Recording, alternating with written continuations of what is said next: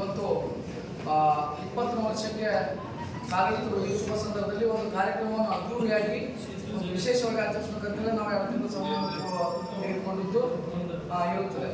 ಅದಕ್ಕೆ ತಮಗೆಲ್ಲ ಮೊನ್ನೆ ನಾವು ಸಭೆಯಲ್ಲಿದ್ದಾಗ ನಾವು ತಮಗೆ ತಿಳಿಸಿದ್ರು. ಹಾಗೆ ಈ ಕಾರ್ಯಕ್ರಮದ ರೂಪುರೇಷೆಗಳು ಏನಪ್ಪ, ಈ ಸಲ ನಾವು ಪ್ರತಿ ವರ್ಷ ಒಂದು ದಿನ ಪೂರ್ತಿ ಕಾರ್ಯಕ್ರಮ ಮಾಡ್ತಾ ಇದ್ದೀವಿ, ಬೆಳಗ್ಗೆಯಿಂದ ಸಾಯಂಕಾಲವರೆಗೂ.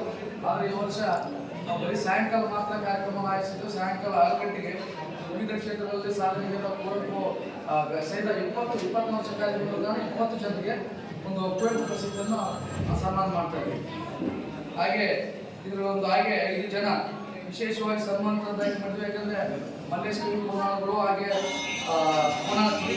ಹಾಗೆ ಒಂದು ಬಿಲ್ವಿದ್ಯಾ ತಂಡದ ದೇವಪುರದ 4 ಜನ ಕ್ರೀಡಾಪಟುಗಳಿಗೆ ವಿಶೇಷ ಸನ್ಮಾನ ಮಾಡುವಂಥ ಸಂದರ್ಭದಲ್ಲಿ ವಿಶೇಷ ಸನ್ಮಾನಿತರಾಗಿ ಅವರನ್ನು ಆಹ್ವಾನಿಸಿದ್ದೇವೆ.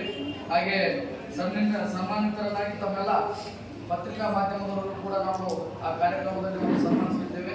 ಹಾಗೆ ಕಾರ್ಯಕ್ರಮದ ಒಂದು ದಿವ್ಯ ಸಾನ್ನಿಧ್ಯವನ್ನು ಪಂಚಪೀಠಾಧಿಪತಿಗಳು ಅಂದರೆ ಶ್ರೀ ಪರಮ ಪೂಜ್ಯ ಶ್ರೀ ಅಡವಿಲಿಂಗ ಮಹಾರಾಜರು ಬೀರ್ಗೌಡ, ಹಾಗೆ ಶ್ರೀ ಪೂಜ್ಯ ಶ್ರೀ ಶರಸ್ಥಲ ಮೂರ್ತಿ ಶಿವಾಚಾರ್ಯರು ಜಡಿ ಶಾರದಲಿಂಗೇಶ್ವರ ದೊಡ್ಡಮಠ ದೇವಪುರ, ಹಾಗೆ ಶ್ರೀ ಡಾಕ್ಟರ್ ಚಂದ್ರಮಲ್ಲಿಕಾರ್ಜುನ ಶಿವಾಚಾರ್ಯರು ಸುಕ್ಷೇತ್ರ ಶ್ರೀ ಮರಡಿ ಮಲ್ಲಿಕಾರ್ಜುನ ದೇವಸ್ಥಾನ ಶ್ರೀಗಿರಿ ಮಠ ಲಕ್ಷ್ಮೀಪುರ, ಹಾಗೆ ಪರಮ ಪೂಜ್ಯ ಶ್ರೀ ಸಂಕಲ್ಪ ಪೂಜಾರಿ ಅಯ್ಯಾಳಲಿಂಗೇಶ್ವರ ದೇವಸ್ಥಾನ ದೇವರಗೋನಾಳ, ಹಾಗೆ ಪರಮ ಪೂಜ್ಯ ಶ್ರೀ ಮಲ್ಲಿಕಾರ್ಜುನ ನಿತ್ಯ ಮಹಾಧ್ವಜ ಯಮನೂರಪ್ಪ ಮಠದ ಪೀಠಾಧಿಪತಿಗಳು ಇವರೆಲ್ಲರೂ 5.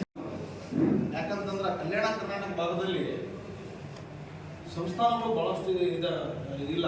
ಇರುವಂಥದ್ದು ಒಂದೇ ಸಂಸ್ಥಾನ, 1857 ಸಂಸ್ಥಾನ ಈ ಭಾಗದಲ್ಲಿ. ಯಾಕಂತಂದ್ರೆ ಯಾವ ಎಲ್ಲ ಮಕ್ಕಳು ಒಂದು ಜಯಂತಿ ಮಾಡ್ತಾರೆ. ಆದರೆ ನಮ್ಮ ಭಾಗದಲ್ಲಿ ಇರುವಂಥದ್ದು ಯಾವುದಾದ್ರೂ ಸಂಸ್ಥಾನ ಇದ್ರೂ ಸುರುಪು.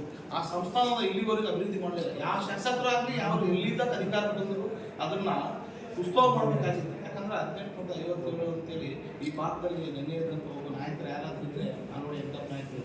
ಆದರೆ ಇಲ್ಲಿವರೆಗೆ ಅದು ಅಭಿವೃದ್ಧಿ ಮಾಡಲ್ಲ, ಕೋಟೆಗಳನ್ನು ಅಭಿವೃದ್ಧಿ ಮಾಡಬೇಕಾಗಿತ್ತು. ಯಾಕಂತಂದ್ರೆ ಇವಾಗ ನಾವು ಅದನ್ನು ಮೊನ್ನೆ ನಾವು ನಮ್ಮ ಕಾರ್ಯಕ್ರಮದಲ್ಲಿ ಕೆಲವು ಬುದ್ಧಿವಂತರು ಕೂಡ ಚರ್ಚೆ ಮಾಡಿದ್ವಿ. ಯಾಕಂತಂದ್ರೆ ಕಲ್ಯಾಣ ಕರ್ನಾಟಕದಲ್ಲಿ ಯಾವುದಾದ್ರೂ ಒಂದು ಸಂಸ್ಥಾನ ಮತ್ತು ಈ ಭಾಗದಲ್ಲಿ ಏನಾದರೂ ಕೋಟೆ ಒಂದು ಇಬ್ಬರು ಸಂಸ್ಥಾನ ಅದು ನಮಗೆ ಪುಣ್ಯ, ನಮ್ಮ ಜಿಲ್ಲೆಯಲ್ಲಿರೋಂಥ. ಹಾಗಾಗಿ ಈ ಸಂಸ್ಥಾನ ಅಭಿವೃದ್ಧಿ ಆಗಬೇಕು.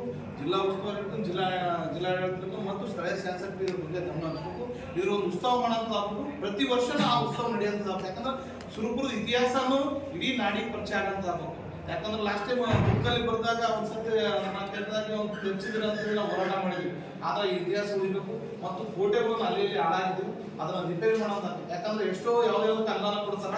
ನಾನು ಸರ್ಕಾರಕ್ಕೂ ಮತ್ತು ಜಿಲ್ಲಾಡಳಿತ ಒತ್ತಾಯ ಮಾಡ್ತೀನಿ, ಈ ಸಂಸ್ಥಾನ ಅಭಿವೃದ್ಧಿ ಮಾಡಬೇಕು ಮತ್ತು ಇದನ್ನ ಇತಿಹಾಸನು ಬರುವಂಥ ಪೀಳಿಗೆಗೆ ಗೊತ್ತಾಗಬೇಕು. ಸುರಪುರ ಇತಿಹಾಸ ಏನು ಅನ್ನೋದು ಗೊತ್ತಾಗಂತಾಗಬೇಕು. ಇದನ್ನ ಹಿಂಗೆ ಪುತ್ರ ಏನಾಗ್ತದೆ ಮನುಷ್ಯ ಯಾಕ ಅಂತ ನಿಮ್ಮ ಪತ್ರಕರ್ತರ ಕಳಕಳಿಯಿಂದ ಮನವಿ ಮಾಡ್ತೀವಿ. ಇದ್ರ ಬಗ್ಗೆ ಧ್ವನಿಯಂತಾಗ್ಲಿ, ಇದ್ರ ಬಗ್ಗೆ ಸುದ್ದಿ ಬರೆಯೋದಾಗ್ಲಿ, ನಾವು ಕೂಡ ಇದ್ರ ಬಗ್ಗೆ ಧ್ವನಿಯಂತೀವಿ. ಹೋರಾಟ ಮಾಡೋದನ್ನ ನಾವು ಹೋರಾಟಕ್ಕೆ ಸಿದ್ಧರಾಗ್ತೀವಿ ಅಂತೇಳಿ ಹೇಳಕ್ಕೆ ಇಚ್ಛೆಪಡ್ತೀವಿ.